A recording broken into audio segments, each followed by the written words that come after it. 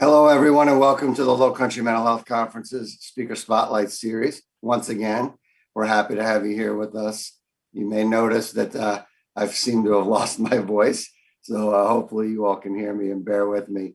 My name is David Diana. I am the director of the Lowcountry Mental Health Conference and of this Speaker Spotlight Series.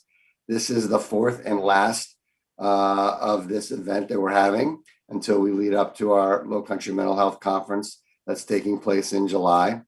And the series is really designed to just introduce you to some of the great speakers that we have that'll be joining us at the conference this July, from July 28th through 30th. And I would encourage you to please go to our website at www.lowcountrymhconference.com and consider joining us. You can join in person or virtually for the event. It should be an incredible few days, and we would love to see you there. Just want to thank some people before we get started here. The first is Charleston Dorchester Mental Health and their executive director, Jennifer Roberts. They founded the Lowcountry Mental Health Conference some 10 years ago, and we could certainly not do this without them. We want to thank the nonprofit Mental Health Heroes that owns the conference and the Speaker Spotlight Series, which are both fundraising events for them, and they do incredible work in the Charleston Tri-County area. Would also like to thank our platinum supporter, Palmetto Lowcountry Behavioral Health. They have been our platinum level supporter since the beginning, again, 10 years ago, and we really appreciate that support as we've grown. Want to also thank Mainstream Studios. We could not make all this technology and everything happen without their talents and skills, and we've been great partners with them for a number of years. And then finally, I want to thank Buxton Books, our local Charleston area bookstore right on King Street in downtown Charleston. They have been, again, with us for a few years, and they will be with us again in July at the Lowcountry Mental Health Conference, and we'll have many of the books of the speakers that we have featured in this series. As per usual with me, I have a series of questions that are prepared. I have questions that I've received from people over the last few weeks. But if you, during the conversation, if the spirit moves you and you have a question you'd like to ask, there's two ways you can do that. You can do that through YouTube Live that you're viewing right now. There's a chat feature.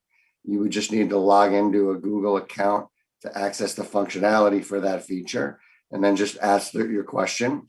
Or you could email us at info@mhheroes.com. That's info@mhheroes.com. I have a great team of folks who are manning both of those things, and what they will do is they will send me the questions as they arise. And depending on how this conversation flows, if there's time allotted, we will try our best to get to those questions. We may have to end, we're going to have to end a few minutes early for our guest today. She needs to be at another engagement. So I want to just sort of dive right in and first just introduce you to our speaker today, Dr. Mavis Tsai. And I just want to give a very brief bio, and then we can kind of jump right in. Dr. Tsai is a clinical psychologist and a senior research scientist at University of Washington Center for Science of Social Connection. She is the co-creator of functional analytic psychotherapy, which is a treatment that harnesses the power of the therapeutic relationship to transform clients' lives. She's the author of 5 books on functional analytic psychotherapy and over 70 articles and book chapters. As executive director of the nonprofit organization Awareness, Courage, and Love Project, she trains volunteers to lead chapters in 6 continents to create a worldwide network of open-hearted change seekers who strive to meet life's challenges through deepening interpersonal connection and rising to live more true to themselves. And I know she's been doing a lot of work around the COVID pandemic over this past year for certain. So please welcome Dr. Tsai. And Dr. Tsai, thanks for joining us. I made it through that intro with my voice. I appreciate you being here. Thank you so much. David, I really feel honored to be here with you, and I'm sorry you're not feeling 100%. I appreciate that. And I'm sure I'll get through that, but I do appreciate it. So where do we begin here, Mavis? Because I have questions that I have, which is sort of a nice little safety net for me. I've got questions from our audience, but I know that with functional analytic psychotherapy, sort of the interaction, the spontaneous experience is a critical component. And I was wondering if maybe we can start that way, like how might we approach our conversation on functional analytic psychotherapy from a functional analytic psychotherapeutic perspective? David, there's background sound. Are you hearing it? I know I'm hearing an echo. Were you hearing that, Mavis? Yes. So I was hearing you and I was hearing your echo. Okay, hopefully Hector can figure that out. I think it stopped. So you were starting to ask me about. Yes, I wanted to see if we could talk about functional analytic psychotherapy from maybe a functional analytic psychotherapeutic perspective, if that makes any sense, sort of the here and now, the experience piece of it, which seems to be so critical with FAP. And I don't know what that would look like, but maybe that might be an interesting way to introduce the elements of it. So in FAP, we really focus on what is happening in the moment between therapist and client, like you were mentioning. And we have 5 rules, which are not hard and fast or ironclad, but they are guidelines, which encourage therapists to act and think and be aware in certain ways. And we generally tend to be really reinforced by our clients for how we show up. Do you want me to go through the rules really quickly? Yeah, I was going to ask. That would be great. Yes. Okay. So a concept that's really key is that of clinically relevant behaviors, or we call them CRBs. So it's how the clients show up right in the moment with whatever issues they have. So let's say somebody is depressed. We look at how they are in front of us. Are they not making eye contact? Are they not connecting with us? Are they just really, really low energy and self-focused?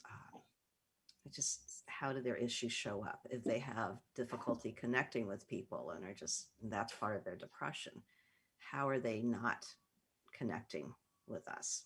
How are they showing up in the room? How are they not showing up? So we look at their clinically relevant behaviors. And rule 1 is just being aware of what's happening with them. How are we reacting to them? Are we feeling more connected or less connected based on their behavior? Rule 2 is evoking clinically relevant behaviors. So we act in ways that make clients show up more or invite them to just be more present, and even invite their discomfort, invite their behaviors that are not so delightful, because that's how we can help them change. And rule 3 is consequating or reinforcing clinically relevant behaviors. So what we do is we really respond in a genuinely positive way, heartfelt way to the target behaviors that are showing up, what they want to behave, ways that they want to behave in their lives that are more functional. And rule 4 is just being aware of what that's happening and are we making the impact that we want. Rule 5 is interpreting and generalizing. So it's helping them take out into their daily lives what it is that's positive that's happening between us. So David. Yes, I appreciate that. One thing, I'm getting some feedback that it's very hard to hear us. Hector, I don't know if there's anything we could do, or maybe we'll just have to speak up a little bit. But is it hard to hear us or hard to hear me? Because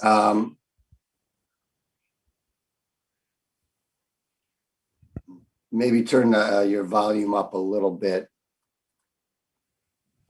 Dr. Tsai, then that might help. Do you want me to turn my volume? I have a microphone here. I can just hold it closer. That sounds good too. That sounds great. Yeah. Is that better? That is better. So what might that look like in terms of observing these clinically relevant behaviors and then I guess responding to it. I know that with FAP, there's sort of this idea that there's more precise interventions that therapists could use that would create more powerful or intense, interpersonal interactions in that moment, in the present. David, I think you're volunteer to be in a client interaction with me and just to see what that might be like. we could do that. Yes. So at the conference, the title of my workshop, I think, is creating sacred space or creating sacred interactions in therapy and beyond. And I'm really, I would love to do that with you, not with you as client and me as therapist, but just as people who genuinely Sure. like each other, as I've grown to really like you over the Sure. past 2 years of interacting. Does that sound good? And because when I train people in FAP, it's really important to me that they don't show up in the therapy office as a therapist and then discard all of that in their daily lives. I think it's so important to live our values in a certain way. So, that's why I have this Awareness, Courage, and Love Global project. I think that those are the most important values for me to live by. And I show up that way in my daily life, and I show up that way as a therapist or as a teacher or speaker. And I want to be showing up that way with you right now. And I Okay. invite you to show up with awareness, courage, and love with me. And so this can be in a therapy situation. It can be in any kind of interaction that we have with people. And so I don't know how many therapists are watching us. I think a fair amount. Yes. Fair amount. Mostly a Yeah. therapist. Yes. So my challenge would be to the therapists who are watching, how do you create sacred interactions with your clients and with whoever you interact with? And so rather than lecturing about it, I just like people to experience it with me. And you agreed to do that. I did. Yes. Yeah. Yes. So we would start by creating a focus on what's happening between us right now, and just, I know that we're on Zoom 3,000 miles apart from each other, but if you could feel into the connection that we have, that we started creating 2 years ago when you emailed me and said, "Hey, will you be a speaker for this conference?" And I could just feel right away your vibrance and how much you care about what you do and how much you care about the people that you interact with. I could just feel your presence immediately over email. Yeah. Wow. I mean, I appreciate that. That means a lot to me. And yeah, the work that I do, things that I enjoy doing, is I have to be passionate about it, or I just can't do it. So um, that means a lot that it comes across that way, and it's great to hear that. Yeah, I had a similar experience just viewing you on a TED talk, as I was researching you and your work, and I think I told you that. And myself and a colleague of mine, when I shared it with her, I just had sort of this emotional connection, which I was surprised by on a recorded talk uh, via video through a computer. Uh, and there just seemed to be, you seemed to be talking to me. And that was surprising. And I was like, I need to learn more about what she's doing. That's just so wonderful to hear that you felt like I was talking to you. Yeah, it was powerful. So that's usually how I make decisions, for good or for bad, is based on feeling and emotion. And so when that hit me, that sort of led me down the path to what is more of the work that you're doing, and how could I get this person here to share what I've experienced with them. So, David, what was it that I was saying in my talk that made it feel like I was talking to you? Wow. don't, I don't know. Because I'm forgetting, honestly, the talk. It was more initially, I thought, well, is it the cadence? Is it the tone of her voice? But it wasn't that. It was, you just seemed to see me, and I couldn't quite understand why. I just knew you did. I just felt like you had an understanding. And, with today, everything the way it goes with all these internal demands and external demands that we all place on ourselves, you seem to sort of be in this present mode that you were able to talk to that. And that was a break for me. And sort of got me out of my head. David, I'm here with you right now and I'm seeing you right now. What's that like? I mean, I know this is so important to you and I know you're not feeling well and my heart's going out to you. And Yeah, it yeah, it feels great. I mean, it's rare that you have those moments. It feels like to me, especially in a day to day, when you're talking about how to use this in a day to day. I just feel like it's hard to have those kinds of connections, um, where I see you or someone else and I'm able to verbalize that and they're able to see me. Um, when I find that, and I do find it, I tend to latch on to it.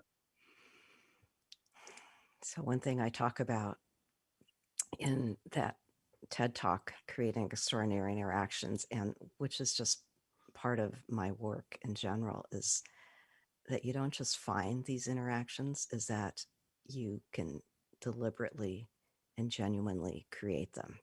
And that there are three very key elements. So, one is being willing to speak very vulnerably, which you're doing. And the second is responding in this really heartfelt, validating, accepting, genuine way to what it is that you're hearing, which is what we're doing with each other right now. And the third element is really expressing very personalized appreciation for the person that you're talking to. So if you do those three things, be vulnerable. A lot of people in general interactions talk like from their heads. And right now we are talking from our hearts. So being vulnerable with each other and then being really responsive to each other, being so receptive to what's being said, and then expressing personalized appreciations. So we're doing that. And I'm going to invite you to be more vulnerable with me. So I was just I was co-leading a FAP workshop this past weekend, and we do these evocative exercises that people can take into the therapy office to try with their clients. And there's a precautionary note here. So people who are listening, don't just take this and randomly do it with your clients. It has to fit with how you're doing the therapy and who they are and how they might respond to this. But for those of you who have clients who might respond to such an invitation, I invite you to try it. So the exercise is simply, it's called Tell Me the Truth. And with clients, it's like peeling away layers of truth. And we're not wanting like long, rambling descriptions. I'm wanting short, heartfelt disclosures. So I'm going to invite you to tell the truth, and then I'm going to invite you to go a layer deeper. So if you could just sit right now with what's in your heart, And I know we're being recorded and you may not want to like say something that you totally regret, but I would love for you to say something really heartfelt that's true that most people don't know. Oh, true that most people don't know.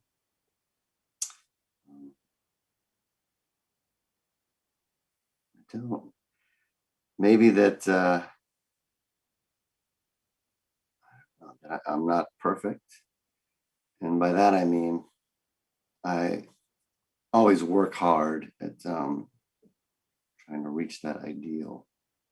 And it can be exhausting. And I've had that ever since I was a little kid, that it wasn't enough.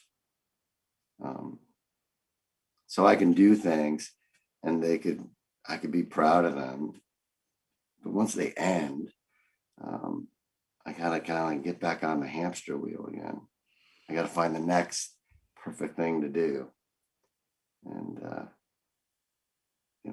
that's probably maybe something people don't know. I don't know. I would say so. I could feel myself just getting more and more drawn in as you were talking because you started by saying, I'm not perfect. And I'm thinking, well, neither am I, and nobody's perfect. But then you talked about how there's this really internally strict demand to be perfect, and that it often leaves you feeling like I'm not enough, and that there's this hamster wheel of, okay, what's the next thing that I need to be perfect at? And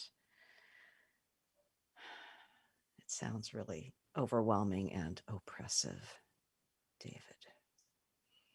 So, Yes. what's the next layer of truth? You started with, I'm not perfect. You went to, I'm not enough. Wow, there's another layer of truth there. I Wow. know. I know. um, oh man. Yeah, sit with, I'm not enough. That might be it, but Yeah. I don't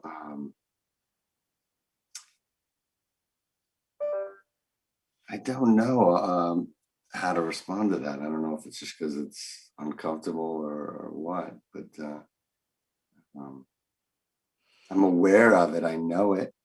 And like I said, I've known it since very, very young. I used to remember as a kid, very young. Um, I used to kind of try and give things to people um, and apologize. Almost, I used to do that in the middle of the night. I'd wake up and bring toys to my parents and say I was sorry, and they would be like, "What are you sorry for?" Um, but sort of that kind of element, I sort of somehow I picked up on that. I was very much felt like I had to take care of things, and so that kind of drives me. Maybe that's also what drives me to why I like the love for psychology. It's probably that. I can't believe I just told you that, by the way. Oh, God. David, what can't you believe you told me that Oh, that story when I was a kid. I never that told you're you. that you were apologizing and that you feel responsible? Yeah.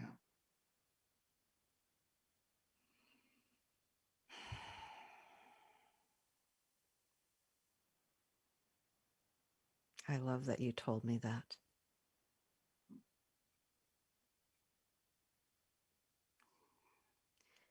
You know how we go walking around in these grown up bodies, and there are little kids in us too, that also inhabit these bodies. And there's a little boy in you that feels like you're not enough and you're responsible and you need to take care of things. And there's a little girl in me that feels like I'm not enough and I'm responsible and I need to take care of things. So my little kid inside just wants to hold your hand, the little boy's hand. I appreciate that, Mavis. It on some level, it feels good. Not so much saying it in front of so many people, but it feels good to sort of hear that. And I've worked very hard on that because I understand it on a rational level, but as you know, I mean, you can kind of get into these old scripts, and it's hard to sort of get yourself out sometimes. So right now you're feeling kind of uncomfortable. You're very vulnerable, yes. Very vulnerable. Oh, David. Yeah. Well, if I were with you, I would give you a big hug. And when I come to Charleston, you're going to get one. Thanks, Mavis.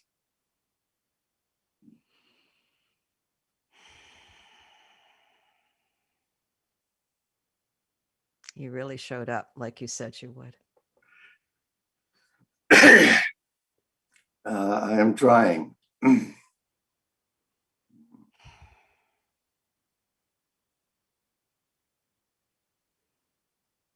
And I'm appreciating also how you're not like quickly trying to get away from our connection. Yeah, I'm trying that too. The silence is deafening. And several times I've had to tell myself not to try and change the subject or ask a question, ask that I have on my safe list.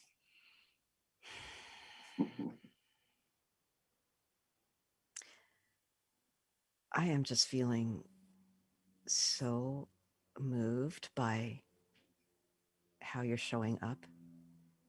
It's really beyond my wildest imagination of just how fully present you're being.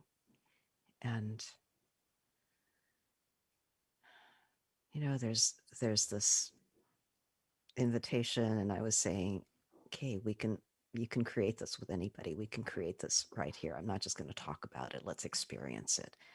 And so I'm excited for our audience members to facilitate this kind of interaction by inviting vulnerable disclosure, by being willing to disclose themselves, and by just being so receptive and then expressing personalized appreciation.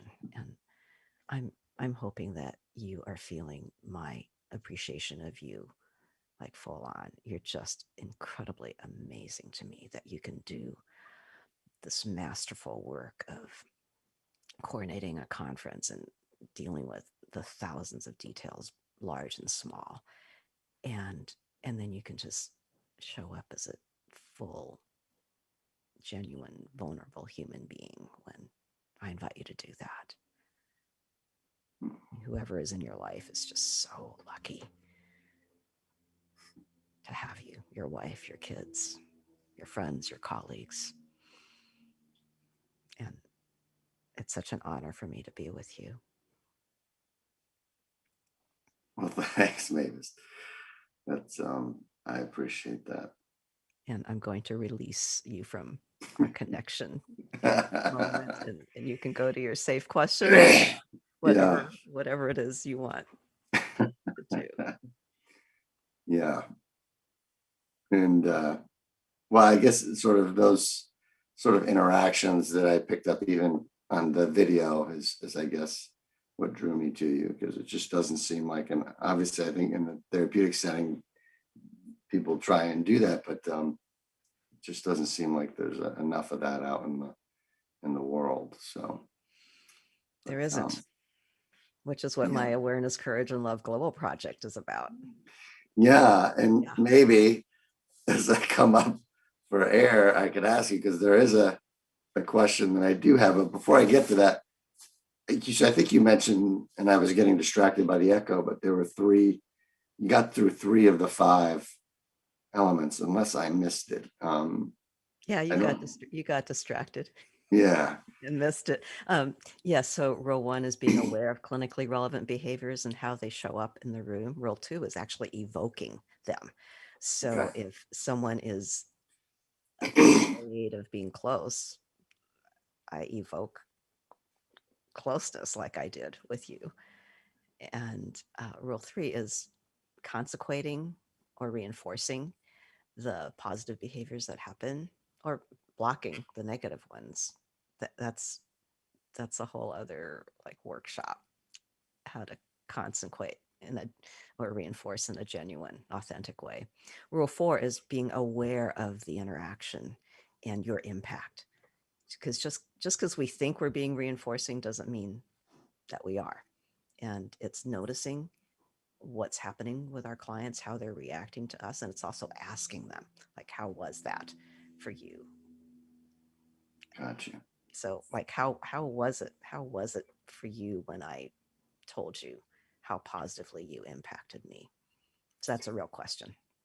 That was a real question to me. That's a Oh, real question. okay. It felt, it's always mixed when I receive feedback because it felt great. I felt appreciated and it felt genuine.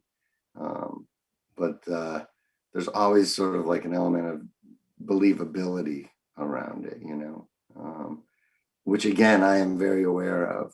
So when that happens and it comes to me, I'll hear that voice and I'll quiet it down and work hard at accepting it as genuine um, recognition or awareness or feedback. But, Yeah. you know, And you're being totally genuine with me right now to say, well, it felt good. And there's this element of believability. And yeah. yeah. And so this is an idea that I think is important to convey, which is that just because we think we're being reinforcing, we may or may not be, that there's no way to tell except over time. So I'm not going to truly know how our interaction affected you or affected your willingness to be vulnerable unless I'm able to see you maybe do it more with other people in your life, which isn't possible, but you could tell me that. Or I'll know when I see you again, like, are you avoidant of me or are you more willing to be connecting, Yeah. vulnerable? Yeah. That's going to be really telling. And then rule five is just giving assignments and encouraging clients to generalize whatever happened that's positive into their daily lives. So I'm going to directly invite you, David, to try to be more vulnerable with important people in your life. That this is something incredibly special about you, your ability to show up in this full way. And I'd love for you to try that more with people and see what happens. I will. I appreciate that. And I hear that. And I mean, are there moments, Mavis, when, or like pitfalls or things that you could fall into when using this model? Because, for instance, like asking questions, because sometimes for me, if I don't feel like I'm used to being asked questions or people have an interest in me and they ask me those questions, um, I can view them judgmentally or, like, why are they asking me these questions? Did I not do something? Whatever it is. Is that something common that clinicians need to be aware of when So it's approached? I think that's a really good question. And you don't just go around doing stuff like this. It's very important to prepare the person that you're going to be working with. Like I prepared you ahead of time, didn't I? You did, yes. Yes. So with clients, we call this the FAP wrap, which is when clients show up to work with me. I talk about how I view what is transformative in therapy, and that is when people show up with their issues like in front of me, because that's when we have the most power to change something. You can talk about things that happen in your daily life, and we can talk about how to work on it outside. But what is most powerful is when things show up with me, and when your issues show up with me, like if you feel overly critical of yourself, and we look at that happening right in front of me, or you feel criticized by other people and you think I'm criticizing you, let's just look at that and pick it apart and see how we're affecting each other. And so I do this FAP wrap of, are you willing to work on your issues in the moment with me? Are you willing to allow me to be important to you and you to be important to me? Are you willing to allow our therapy relationship to be a vehicle for growth and change? So that's how it's set up. And there are lots of pitfalls to FAP. I think clients have to be really willing to accept that there's this emphasis on what's happening in the moment. And if they don't, it's not going to work. And I think that as FAP therapists, we have to be even more careful than therapists in general. I mean, in general, it's just so important for us to not do any harm, right? I think because there's so much vulnerability and emotional intimacy in FAP, it's easier to make mistakes. It's easier to hurt our clients, and we have to be really careful. And we have to. Um, I just advocate people being in consultation teams, or at least talking to colleagues regularly about our work.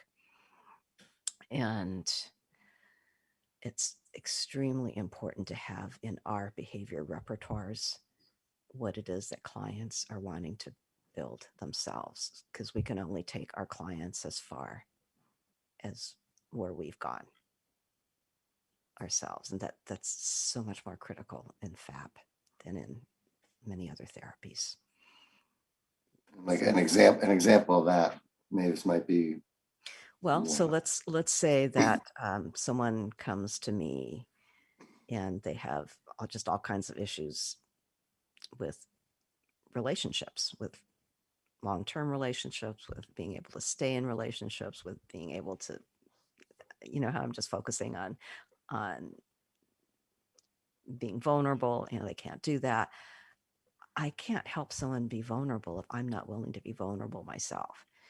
If I can't have a long-term relationship, and I don't know what it takes to be in a long-term relationship, how much commitment and work and love as a behavior that it takes, uh, I can't be helpful. So I at least not as helpful as I would like to be. So one thing that I'm going to be emphasizing in the workshop at the conference is just different ways that we as therapists can do the work on ourselves. Like, how do we hone ourselves so that we're the most powerful healers that we could possibly be? What's the work that we need to do Excellent. Great. personally? Yeah.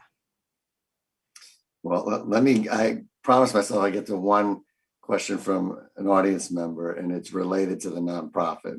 Maybe this is a good, as we're getting closer to the end. But this is from a woman named Jean, who said she'd like to hear more about your nonprofit organization because she's engaged in her own efforts to contribute to some of today's problems in her community. And she was wondering, when you work across the globe to meet life's challenges through this deepening interpersonal connection, what does that look like? How are you using these concepts to bring about larger community and or organizational change? Jean, what a wonderful question. So, what it looks like is that there are people right now. I think we're in, I don't know, 27 countries, and whoever is listening to this from other countries or the cities we're in keeps fluctuating, but my dream is to have awareness, courage, and love meetings in every city, every country. Just like there's 12-step groups and Toastmasters groups. I think that individual therapy can only go so far. And the principles of awareness, courage, and love, which are so much a part of functional analytic psychotherapy, should not be relegated just to therapy, just to people who are interested in therapy or can afford therapy. And so I've taken these concepts, and what we do is we write up protocols or themes like every month, and it can be so the one that I'm focusing on uh, this month is sustaining happiness by embracing our true selves. But we've done protocols on honoring life, on living with grief, on joy and gratitude and self acceptance. So, just the most important themes of living. And these are experiential trainings where I do Zoom trainings, and people just show up and experience what the protocol is. And then they take it to their local groups. They create meetings and chapters just based on people who want to connect more with themselves and with others. So I think this is what I think sets the ACL Global Project apart from a lot of other endeavors that are similar. I think that this idea of like really focusing on yourself and becoming the best self that you can be, but connecting deeply from that place so that you're connecting both with yourself and with others. You're not just focusing on yourself. You're not just focusing on being compassionate with other people. You're bringing these elements together, like being your best, truest self. Because I don't think you can deeply or truly connect with other people unless you're connected with yourself. So I have a staff, an incredible staff, and we're doing these. We just created this 8-week training course for our leaders that's somewhat self-paced and also interactive with us. And so we're just helping people bring these concepts of awareness, courage, and love to their communities in a structured way. Okay. I just have, let me get one more question here. And I'm just getting this from my team. How do you deal with transference and counter transference with this in a session, Mavis? Transference and countertransference. So in FAP language, transference would probably be the problematic behaviors that show up, and it's based on their relationships with other people in their lives. So we would just focus on, okay, what's happening between us and what's helpful, what's not helpful, how can we translate this in a way that's going to be helpful in your daily life. And then countertransference are our therapist problematic behaviors and target behaviors. And we look at those under a microscope as well and get consultation for them. Or that's part of the therapist self work that I'm talking about, that we need to have a lot of clarity and insight into how we impact our clients. And if we're bringing problems from our own lives that don't have to do with our clients, we need to take care of those. Thanks, Mavis. And then let's close here by, I'd love to talk about this Living Awareness, Courage and Love app that is just coming out, if I'm correct, right? Yes, it's I don't know. It's Living ACL. I don't know if we can show it on the screen or not, but it's on. Okay. Oh, great. Thank you. So yeah, it's Living ACL, which stands for Awareness, Courage, and Love. And it's, if you have an iPhone, it's out right now. If you could download it, that would be great. And if you have an Android phone, it's going to be available in a few weeks. And we've been working on it like thousands of hours. It's got meditations, ACL exercises, and challenges and closeness generating questions, and it has live ACL meetings. It's really exciting. So I'd love for people to download it. Thank you, David. Sure thing, yes.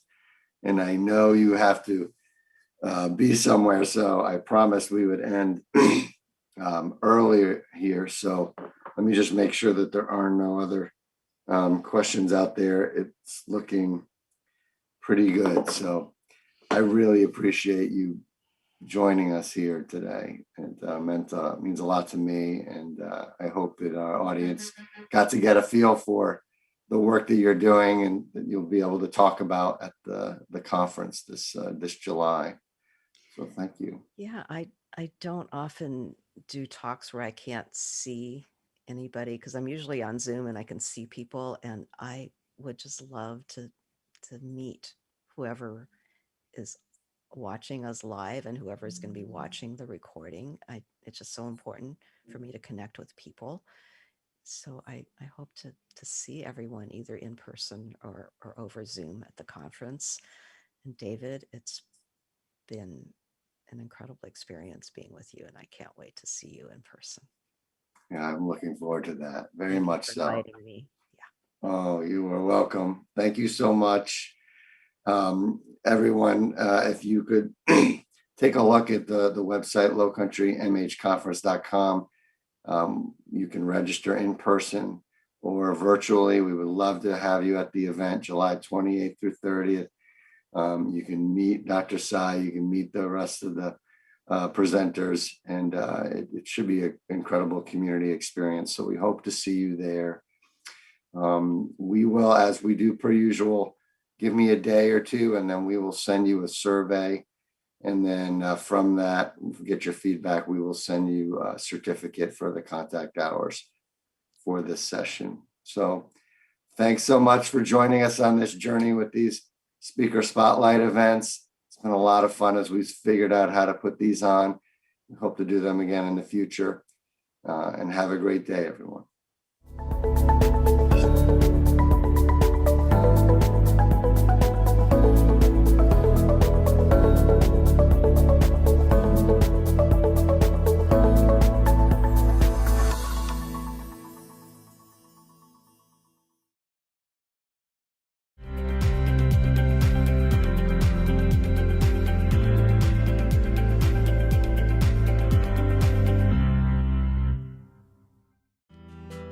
The Lowcountry Mental Health Conference is a fundraising event.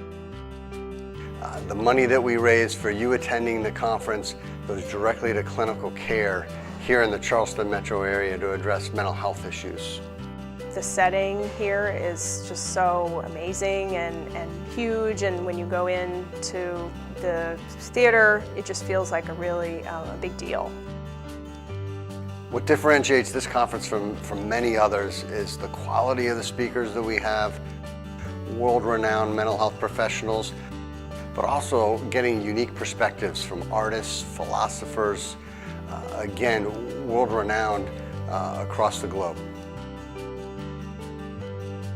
The best experience for me at the conference was probably going in the exhibit hall, where there were, I think, 75 different sponsors and exhibitors that I could network with.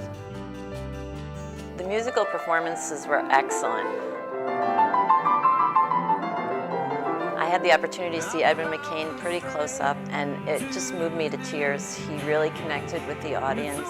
He's a supporter of mental health and shared personal stories, as well as, we all got a break and got to listen to some fabulous music. I think this conference surprises a lot of people who attend. It's innovative.